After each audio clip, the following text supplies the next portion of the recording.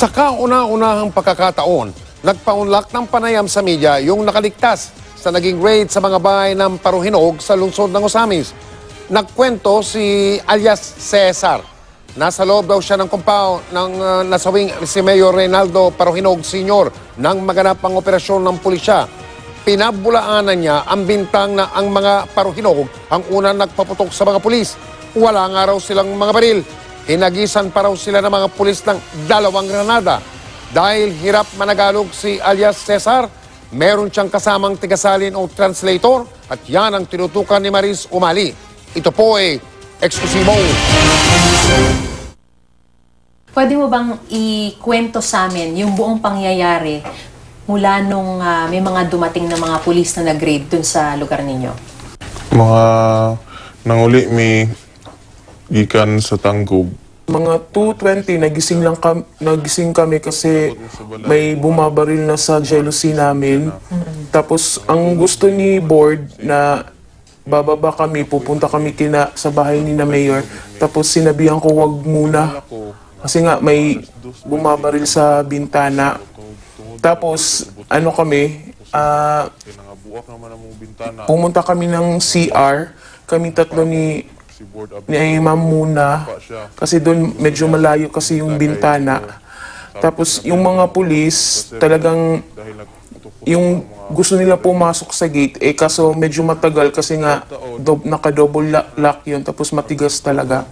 Tapos pag pasok nila hindi sila umakyat agad sa taas, parang may hinanap pa sila sa baba. Tapos afterwards nun umakyat sila. Tapos nakita nila kami, sinabi nila sa amin, dapa. Wala ka narinig ng mga pulis na parang sinasabing, magsisilbi po kami ng search warrant? Wala. Akala ko nga katong pinatapo kami sa sala, may warrant ibinigay, pero wala. Granada talaga yung binigay sa amin, pinaputukan kami ng granada, hinagisan kami. Hindi ako natamaan ng malalim kasi nandyan si board nakasalipot sa akin.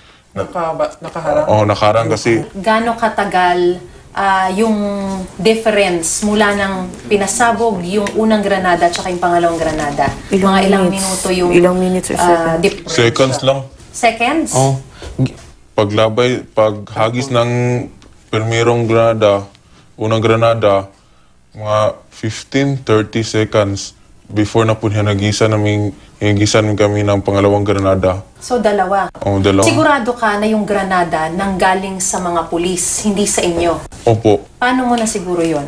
Dahil nakita ko kasi si Inteng pinadapa, si Ma'am Muna pinadapa, si Mayor pinaupo. Opo.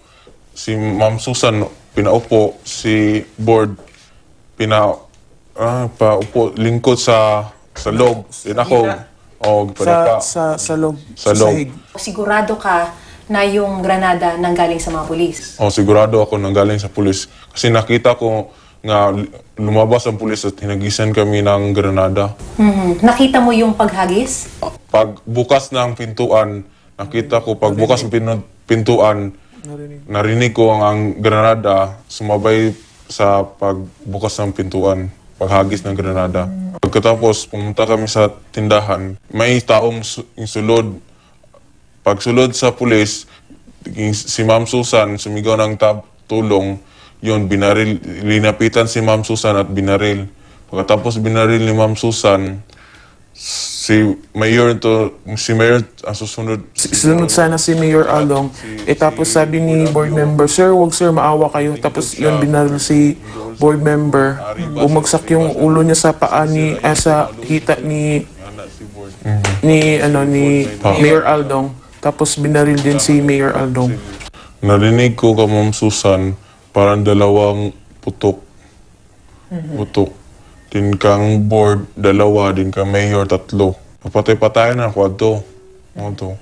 Gano'ng katagal? 2 oras kapin. Yung nabaril na si Mayor, ang umihi si Mayor, parang binaril na siya, nakaihi siya. Nakaihi din, yung dugo, nagtulo-tulo na. Kinuha ko yung dugo, kumuha ko ng dugo, ilagay sa mukha ko sa katawan ko para sabihin talagang may tama ako. Lumalabas sa autopsy na positive siya sa paraffin. Ang ibig sabihin, pag positive ka sa paraffin, nagpaputok ng baril. Gibutangan niya po silba. Nakita ko na lang na may bitbit yung isang pulis na panyo tapos baril. Nilagay niya sa kamay ni Mayor tapos nilipat din sa kabilang kamay yung baril. Pinahawak nila talaga yung baril. Tapos lumabas yung pulis, bumalik, nilipat na naman sa kabilang kamay. Ang sinasabi mo, pinlanta lang yung baril. Oo, plinanta. Sigurado ka doon. Oo, sigurado ako. Paano ka naka-survive? Mga alas 4:30, Okay, 4:30 ng lalabas na sana ako kaso natakot ako kasi medyo madilim pa. Baka kung makita nila ako, barilin nila ako, lalagyan nila ako ng kung anong nilagay nila din kay Mayor. Kasi nakita ko kung paano nila nilagay kay Mayor eh. Kaya nag-antay ulit ako hanggang sa mga alas 6 na. Tapos sumilip ako sa may bintana dun sa tindahan. May nakita akong 2 pulis.